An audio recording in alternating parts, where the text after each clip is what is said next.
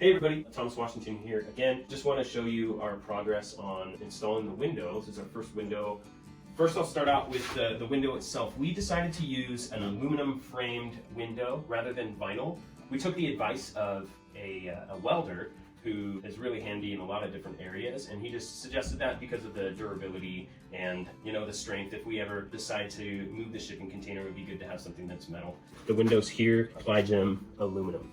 This one is a 60-inch by 36, and all of the windows that we purchased are the same height.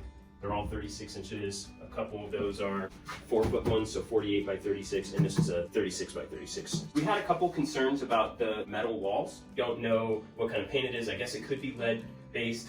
So we wanted to cover that up, which we could have done by painting, but there's another problem with these things, which is condensation. So there could be moisture that would build up. We live in a very arid area, so it's not very moist, but just in case, we wanted a moisture and a vapor barrier. So we decided to use this 6mm plastic sheeting. We did put in these frames.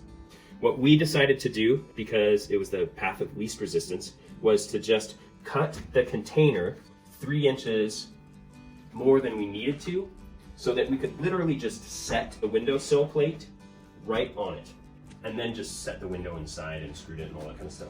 Now, you can tell that there's a difference between this and this. We wanted to use a 2x4 just because this is going to be a windowsill anyways. I'll put some trim or maybe some live edge wood and make a shelf or something like that. So we used a 2x4 for the windowsill and 2x4 for the header. But you'll notice that we ended up using 2x3s for the actual studs. And the reason is because this is a tiny space, and I think that every square inch will matter. I wanted to go out as little as possible, so we just get a little bit more space. Also, for insulation, which is this styrofoam DIY insulation kit, again, we're not in a really cold area. It does get, into freezing temperatures in the winter, especially at night. It's not like living in Minnesota, so we don't feel like we need crazy insulation. This stuff will fit perfectly right in here.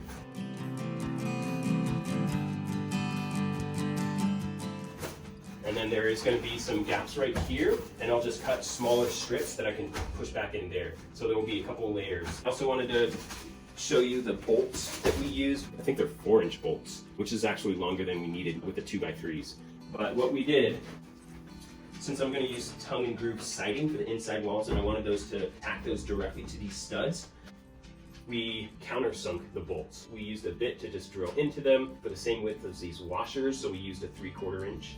And bore those in, and then we drilled the hole through the stud and then through the shipping container walls. So these are nice and recessed, so that's not going to be an issue.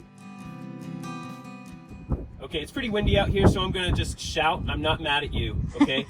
So you can see the bolts are way longer than I needed them to be. I just wanted to be on the safe side, so as I move forward, I could probably use 3-inch bolts or something. After I'm done with everything, I'll just cut these, so they won't protrude as much.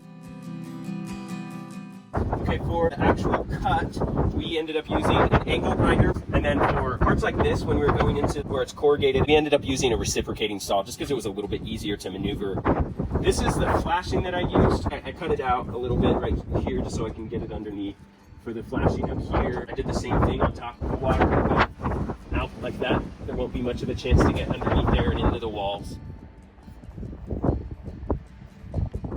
Also, the flashing obviously won't be exposed long term after I'm done with this. I'm going to be using probably 1x4 like this on the tops and bottom for trim, like so.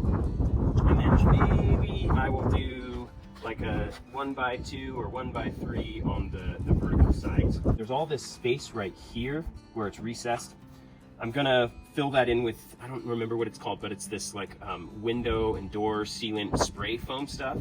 It's kind of like that spray insulation, but it's in an aerosol can. So I'm gonna fill that in under here and on top of that so that there's not that place for the water to collect. Hopefully it'll just run off.